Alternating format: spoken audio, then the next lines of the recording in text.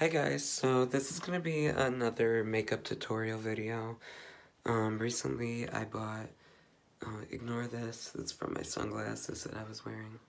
Anyways, I bought the Kat Von D brow stuff from Sephora yesterday, and I want to try to do a red and burgundy ombre look. So I'm gonna use the 70 brush that just came out with these as well. And I'm going to put the red from here to about here.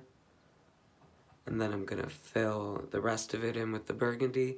The reason why I don't want to do all red is because I did it last night and it kind of just looked really unnatural and it didn't look like it covered the hair as well as the burgundy would in the front part and still look natural somewhat. So I'm gonna retry what I did yesterday and try this.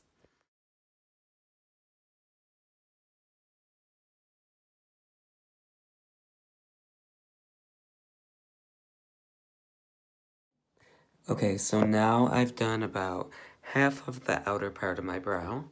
I just took very little bit of the product. You literally only need a very tiny amount, and if it's not enough, you can always add more.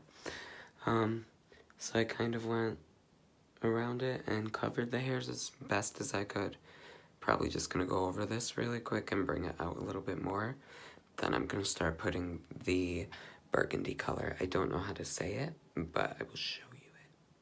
Now, another thing that I wanted to say is make sure when you put this on that you are first covering the hairs and then paying attention to the skin part under it, because this is a pretty light color, so if you have dark eyebrows like me, it's really not going to cover that great, as you can see. But I'm going to go in with the burgundy after I put like a couple of red streaks in this part and just go over it, and then that will give me kind of that ombre effect that I'm trying to achieve. Okay, so I've done some touch-ups and this is pretty much the finished look. It definitely came out how I wanted it, and I can see myself wearing this. It's not too dramatic, but it's something different.